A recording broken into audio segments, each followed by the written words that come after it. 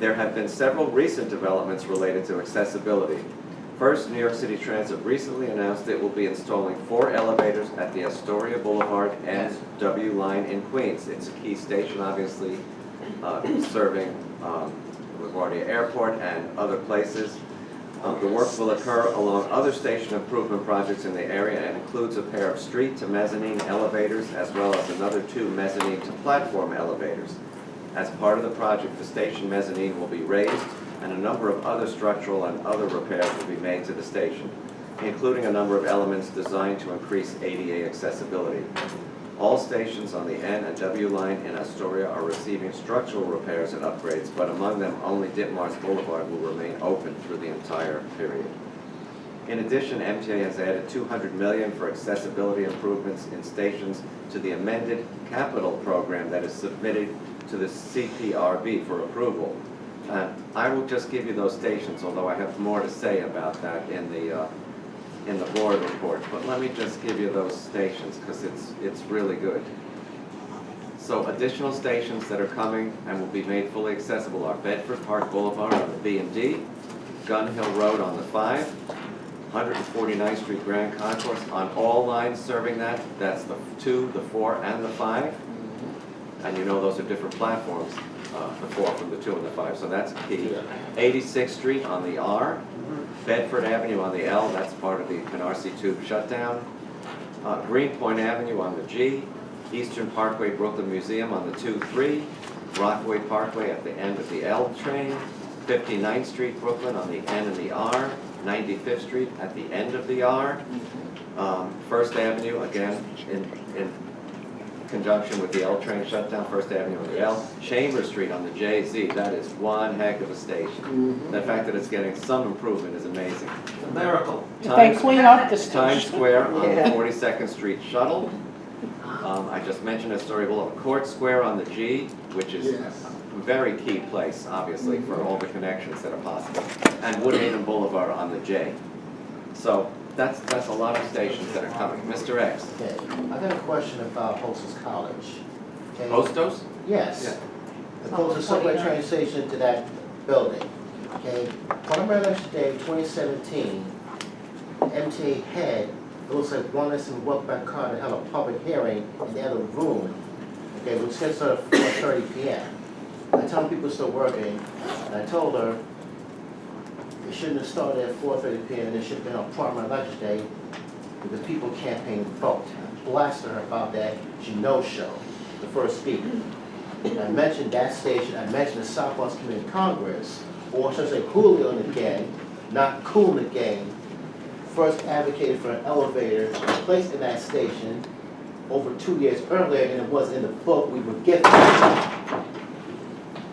And now you're telling me it'll become wheelchair accessible after today. It should have, and I was also told money was set aside for at least 2 elevators, not 1.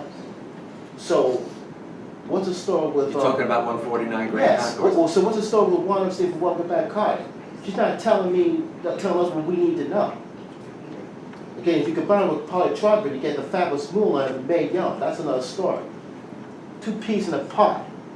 Well, there was a very long discussion about the capital program amendment at the board yesterday, and it wasn't all shadows and light. It got quite into some detail about what has been kept from the board, transparency, the rise in the cost of East Side access, which is massive. I mean, we're talking $1 billion increase. It's up to $11 billion now. It is a regional project, and there was a lot of discussion. Even folks that voted against the capital program amendment said this is a worthwhile project, but we should have been kept up to date on the cost overruns, which is largely insurance and other things. And plus, the MTA has been doing some things for Amtrak for which they have not been reimbursed. I mean, scam track. Well, I have something to say about Amtrak, but then there was also the rising costs of ESI, and the program has been canceled, but that was not made clear to the board. So a few board members were wondering why they have to read about things in the press before they get told, and Chair Loda said he's committed to transparency and this should not ever happen again. He was pretty adamant about that, but it did cause quite a discussion on the capital program, which actually passed pretty handily, largely because a lot of federal funds have been advanced for East Side Access. East Side Access is important to Metro North and the Long Island Railroad. The 4 New Bronx stations in the quote Penn Station access are part of it, and now many folks are asking for a Penn Station connection from the Hudson line of Metro North as well. You may know that this summer Amtrak will be shutting down that bridge over Spike and Dybel Creek there and doing major work, which is why all Empire Service trains are going to be rerouted to Grand Central, with the exception of the Lakeshore Limited, which will actually be cut back to Albany. Unfortunately, Amtrak's new president, Richard Anderson, at a recent rail summit in California, seems to not understand that while Amtrak got a big increase in their federal budget, they should be doing increased things, and what they're going to be doing is cutting things. They're cutting amenities, they're cutting traditional dining car food, which is one of the amenities of taking a long-distance train, for pre-packaged food. They want to cut some daily trains to tri-weekly. This is really bad stuff. You should not have to wonder if the journey that you want to make operates on that day of the week. I mean, this is just so counterintuitive that, so, you know, many rail advocacy organizations will be both asking for a meeting with President Anderson, as well as writing House Transportation Chair Bill Schuster, Susan Collins, Senator Collins of Maine, and a whole bunch of others, because I don't think they envisioned this for Amtrak when they gave it an increased budget, and it's a pretty big increase of a budget. So there's a big discussion on East Side Access and other cost overruns, and can we put those on my list? I'm sorry. It's usually off. Really? Really, Marshall? Really? Oh, that's yours? Really? You gotta be kidding. How embarrassed are you right now? Everybody's looking at you. That's very. That better be really important now. Let me just finish the chair's report, because I actually haven't finished that. The MTA is also moving forward on an update of its all-digital information systems. Beta testing is proceeding on a smartphone app that will encompass all MTA transit services, and work is also proceeding on a website update that will be linked to the app. And if you've been getting these My MTA app updates, they're actually almost a new update every day or every other day. But you know what? The trip planner on the My MTA app still does not think like a New Yorker. I did almost every other day a hypothetical trip from where I live to Broadway. And without exception, it has me either walking to the 86th Street number 1 station and riding local all the way to South Ferry, or it has me walking to 96th and Broadway for a 2 or 3 train. That is not how a New Yorker thinks. It not once does it give you the option of taking the local to the next express stop and transferring for an express train, which is the way most New Yorkers use the subway. And I write them, I give them feedback, but it's still not happening. We're meeting with them. Well, it's a whole team. A whole team is working on it. It's a team of like 2 from MTA. There's some internal, but there's some. It's a consultant. It's a consultant, yeah. And where, Oh, the name of the consultant? where is the consultant based? New York City. New York City. I forget what it is. What do you mean? I'm trying to remember myself. Oh, we have the name, we'll send you what the No, name but is. why do you say they're not going to want to use? Because a New Yorker, The Well, I apps, understand the apps that. aren't functional. Well, then maybe somebody should contact this New York-based consultant. we they're have, asking. we have.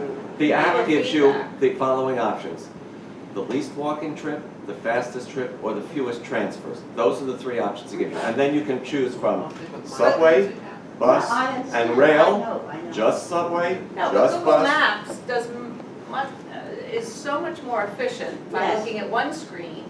What this does, it gives you fastest, but it means fastest travel time. It doesn't mean it's gonna get you there the soonest. Whereas what you can easily see, and Google Maps But the thinks advantage much to more this like one- a New Yorker. But the than- advantage to the new one, to the one we're discussing, They get has, data. it gets updated service information to the second. So if something is not running right and it would influence the trip that you're about to take, it won't give you that as an option because it knows that won't work for you. So in that way, it's great. But like on mine, it didn't recognize that, it wouldn't let me take the 1, 2, or 3, which is closest to me. It makes me go over to Central Park. Also going out to Westchester, it makes me go to Grand Central instead of going up to 125th Street to catch the same train to get there sooner. So it just is, and it makes you go through 3 screens, which is something Sheila pointed out, instead of Google Maps 1 efficiency. So it's- I just use my trains because it works. But the problem is, we were We can't use thinking, that because it's your transit. we were thinking this, No, it's they your were turn. developing a website. But it turns out this is the website that they're putting on, at least as far as the questions we've asked, it sounds like this is the front page of the website, even though they have stakeholders that are supposed to be giving us $32 billion or more on transparency. They've gone the way of 2005 of saying, oh, no, it's only the riders, and that's all we're gonna show on our front page. So it's, the whole thing So is. let's move forward. Let me get through this board report if I could. The subway action plan is going full force. The city is obviously now, having been forced to contribute their half to it, wants a lot of input on where the money is being spent, how it's being spent. They want frequent updates. The chairman has agreed to do that, so that's not a problem. I have been inquiring what is the status of Freedom Ticket. Apparently it is going to move forward likely in May. We will keep you posted on the latest updates on that, but they got FTA approval to do it for a longer test period so that the test will encompass several seasons, which is what they wanted to do. It is still unclear when Amtrak plans, but we have a feeling it's after the completion of East Side Access, to repair the 4 East River tunnels. And one of the reasons that Freedom Ticket to Penn Station, that option, wasn't on the table is because former Chairman Prendergast thought it was happening in 2019 and didn't want to start a service and then stop the service. But as it turns out, it might be later, and I've gotten some indications from the chairman that it could be easily a phase 2 of the Freedom Ticket plan. I might also add that at yesterday's discussion of East Side Access, board member Norman Brown, who's a non-voter like myself and Ira and Randy and others, expressed, while he is very much in support of East Side Access and what it will do for commuters and how it will actually, and Ira agreed, it will really improve service for Long Island Railroad because it gives Long Island Railroad 3 terminals they can pick from. But unfortunately, the Atlantic terminal of the Long Island Railroad gets really separated. And I know Long Islanders don't know this is coming yet. Departed President NYCTRC told me that Jamaica reconfiguration plan, which invents Platform F for friggin' inconvenient, and has you going up, over, and down to continue a trip to Brooklyn, whereas you once had a 1-seat ride or an across-the-platform transfer at Jamaica. That could be rectified with a service plan. That's what Pat NYCTRC said, and I'm hopeful that in talks with Phil Eng, we can convince him that while it may be great for throughput and relocation of trains, it is not good for the folks that are riding those trains. And considering how downtown Brooklyn and lower Manhattan is growing, there could well be additional need for a through Brooklyn service. And what's Yes. the projected completion, the latest projected completion date for East Side? 12/22, but I think that's optimistic. 12/22. December of 2022. So we're talking, If we we're live that talking long. 4 and 5 live, I'm going. So it's another goal to keep me going. But now, so it's 4.5 years, more than 4.5 years, almost 5 years from now, right? Yes. And you probably are all aware, because you've been reading papers, No. that there is, well, I can't imagine someone's not aware that December of 2018 is the new federal deadline for PTC to be implemented on railroads. We learned yesterday that the testing that the Long Island Railroad has been doing on the Port Washington branch has not been satisfactory, and there are some accuracy issues with that. So that has to be really worked on and accelerated. I also understand that the Federal Railroad Administration has expressed a little bit of concern about whether Metro North will be able to meet that deadline. Certainly west of Hudson Metro North, the Pascack Valley and Port Jervis lines, which rely on New Jersey Transit, will have a difficult time reaching that deadline. The previously mentioned Amtrak president, and I don't know if this was just for effect or if he really means it, has said they will not operate trains over lines that do not have PTC installed and operational by December 2018. We do have other safety measures in place on both the LIRR and Metro North, and whether that will allow, I mean, the chairman has said we fully expect to meet the deadline, but just in case, we have to be very aware of what that could mean. A bit of good news, our 473rd station should be coming online between October and December. It isn't clear exactly when, but the return of the #1 line Portland Street is on track. Work is progressing there. Capital Construction seems fairly enthused about the progress that Judd Lau is making there. Judd Lau is involved in so many different MTA projects, even Long Island Railroad projects. We learned that if they don't step it up and meet this deadline, they can be penalized. And of course, they have the Canarsie 2 job as well. So there's a lot of things that we can hold over Judd Lau's head, but they really have to get their act together. And they are on so many projects now, it is unreal. So I'm going to stop there because I want to be able to get to some business. Our speaker is here. One exciting thing about the Subway Action Plan, and President Byford has talked about this extensively, is that we can't wait 40 years to have our signal system upgraded. The fact that it is now all systems go with the state and city funding, definitely lessens that, but there have been some very exciting possibilities that have emanated out of the Genius Challenge, which Zoe will speak to today, and they hold great promise if they can be implemented safely. They would be much more quickly implemented. The labor would be far less, and they're exciting. So we will get to that, but let's quickly. Oh, yeah, why don't you do that, Ellen? Ellen just reminded me of something that she testified at the full MTA board yesterday, which we will be pursuing with other board members. So it generated out of the previous month's board meeting where Andrew brought up the board possibly voting on congestion pricing, and Chairman Loda mentioned there's not a clear plan right now, and the steps forward would be more community meetings and trying to understand what the plan forward is. And so thinking about it, we thought it is useful for the MTA to identify the economic damage that is done to the riders by having congestion, because drivers, the elected officials for the drivers, are out there saying how much harm is being done by charging drivers, but there's no clear statement out there, and the MTA would be the right place to capture how much more it costs when you have buses off-peak running 30%, their runtime 30% faster than the peak period, which means you need to own more buses to run a slower system, and you need more bus operators to run those more buses, and you need more mechanics, and you need more fuel. And so capturing all of those costs, and then you also are losing revenue because the riders are going to Uber and these other places, or they're overcrowding the subway.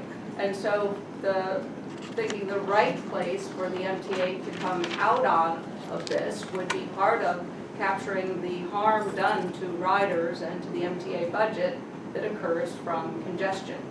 And so that was, I spoke at the meeting, and Andrew then brought it up at the meeting, Chairman Moda. So we're And kind of he did say following that no actual study has been done, which would codify how much money is being lost due to the congestion in Manhattan below 60th Street, but they might consider such a study because it is clearly having an impact on people, buses, fuel, throughput, the need for additional vehicles, lost revenues, and the list goes on. You could have more reliable service and more frequent service without congestion. So for the riders, it would be, And but let's there's not nothing to forget- anchor it in numbers right now. If a bus is congested to the point where it is really off schedule, it could be short-term and thus deprive someone at the end of the route of service that they are entitled to. So let's quickly move to old business. Otherwise, if I don't see any, we can move to new. Buses were old business, or Buses were, yes. Yes, Chris, New business to bring up, can I just make sure that nobody has old? you did say new. Yeah, but I see hands for old. Ken? Yeah, just quickly, you mentioned a couple of times about the red bar in the subways being too high.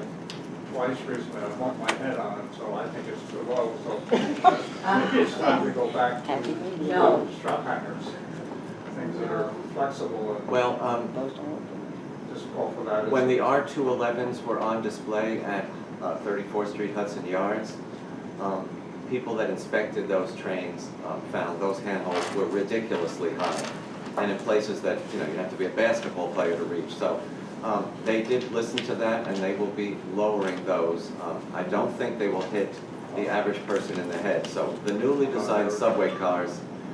Then there's the issue, and I don't know how many of you have ridden the one train lately, but there is wild new lighting on the R62A cars. If anyone has seen it, it is really bright. I know, I have my sunglasses so on. that's why. It is really bright. Somebody complained about it yesterday. It is the same color, so there was no color differential. Maybe they just cleaned it. And if you've ridden some of those trains, you'll also see some have burned out, and the old lights are really dim, and it's very dim. So this is a way of less energy costs, brighter lighting, but I have to say, they are really bright. Are they LEDs or? What's your reaction to me asking about the strap hanger? Can can I answer that, please? I want to tell you about the strap hanger. When I worked at the MTA, we were getting new subway cars, and that issue came up 35 years ago. And I threatened, now you're saying too tall, some of us are short or petite, as we like to call ourselves. And I was going to start a new protest group called STOP, which stood for Short People in, SPOT, Short People in or SPIT. That's what it was. Short people. You only get one more chance. No, short people in transit. It's a catchy acronym. On all the new, well, I was gonna protest against myself, because I was seeing all the protest groups. Do you know that spitting is prohibited by section 178 of the Yes, I sanitary know, code? that's why I didn't say spit to begin with. But what I am saying is We know that what you you're can't saying. please all of the people all of the time, you can please some of the people. But for those of us who are shorter in stature, and when the trains start jerking and there's no place to hold on because there aren't enough poles, it is really very, very difficult. That's why we should go back to straps. No, but the straps, there was a reason why the straps were removed also. Yeah, they wear out. Riding on a 4 train shouldn't But they were also. Okay. Falling down. When they wore out and they were just dangled Right. without these straps, there were really serious problems with them. Then they tried also metal straps, they weren't straps, but metal things. And those would go They tried bobbing just a metal bar across the middle. back. But that, no, there is a metal But bar. let me ask Ken. Ken, are you experiencing this on one particular car type? Like what line are we talking about? Where you think it's too low? I'm not good at identifying different, but I use the What lines do you use?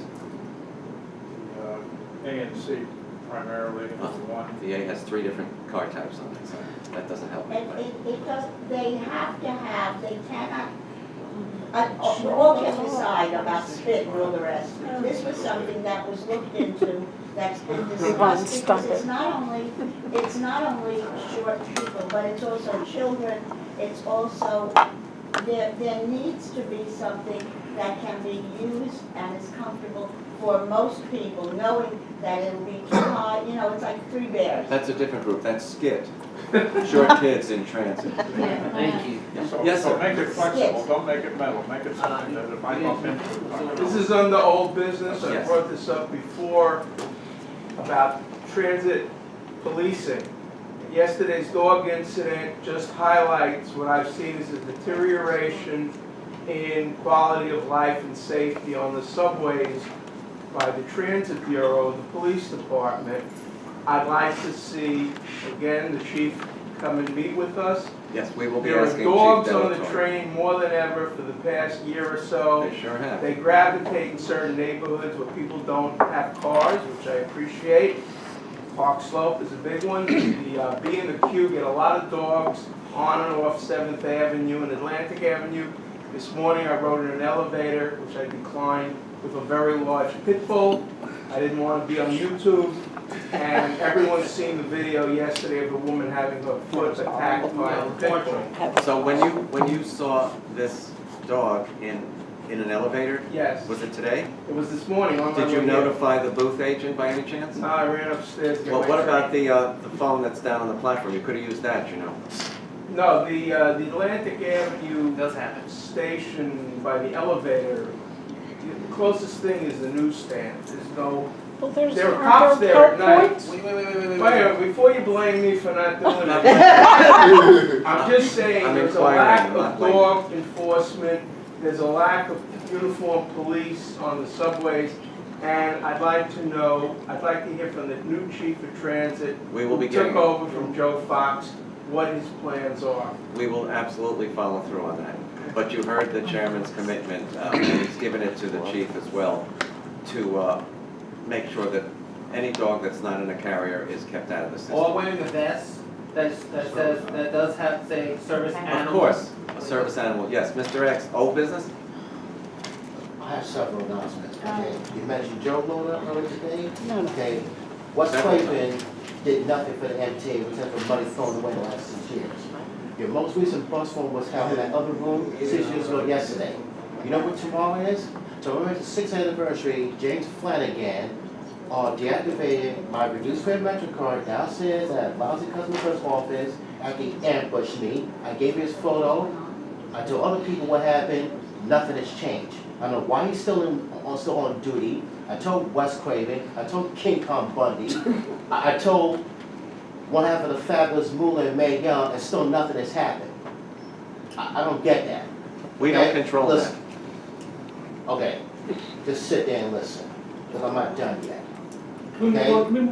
No, you're not cutting me off. Dude, I didn't cut dude, you relax. off. I didn't Dude, cut you relax. off. You're not cutting me off. This old You're not business, cutting me off. old business, You're right? not cutting me off. Okay, you're not the chair or the executive director. You have no business cutting me off. Okay? Get to it. Earlier today, okay, I showed this to those pigs. They told me they couldn't accept it.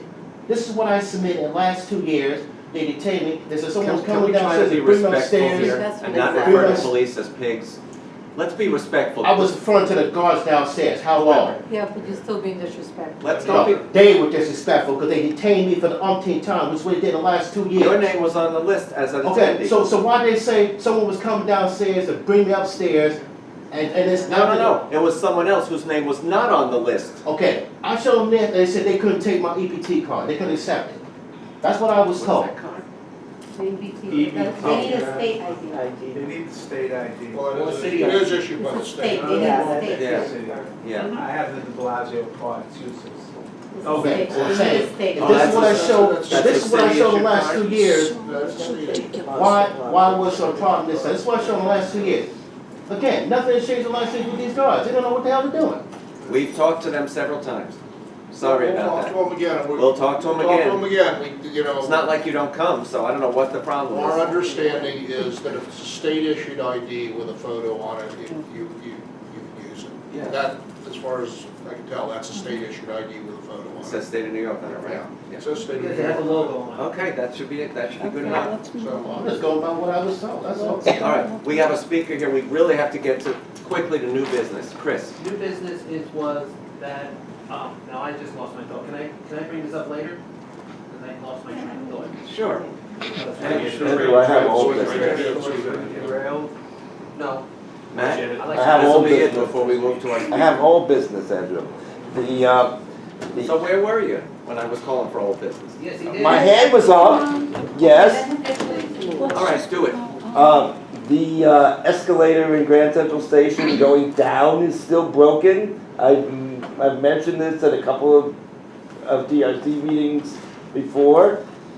I'm You getting didn't happen to aggravated, they get can't the go number down of the it? escalator, I have to go down the stairs. it's the one, I assume that's the one, that's the one in front of the, where the booth used to be, that, the subway booth used to be for the 456. Yes, Yeah, I'm aware, I didn't there. It's Had it not broken. still broken, it just breaks down Yep.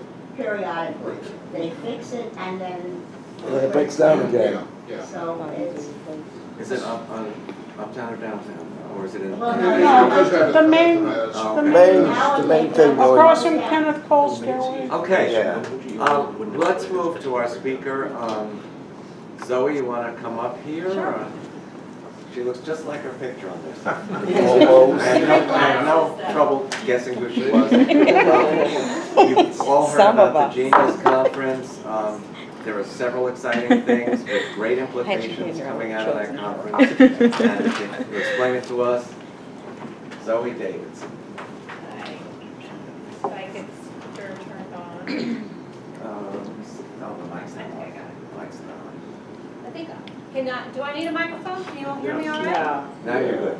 Okay, I'll try and speak louder. So I'm Zoe Davidson. I'm Chief of Staff to Jana Lieber, Chief Development Officer, MTA, and also the President of MTA Capital Construction. As you know, we are the real estate development and infrastructure expansion arm of MTA. And expansion, not of MTA, but of New York City, is why I'm here to talk to you today. As you know, the growth of New York City and our economy has put enormous demands on MTA to modernize and to upgrade. When we started in 1904, we had 375 rides a day, and now, as you all know, we have 6 million rides a day. And we are still riding on the same system that hasn't been modernized pretty much since it was built. We have 80-year-old infrastructure for our train control system getting us through the interlockings, 70-year-old relay system, which is covered in cloth cabling, and 50-year-old cars, which are some of the oldest of any metro system in the world. So these components, as a result, are breaking down at an alarming rate, spreading widespread delays and disruptions throughout our system. And we are, as you all know, at a breaking point. So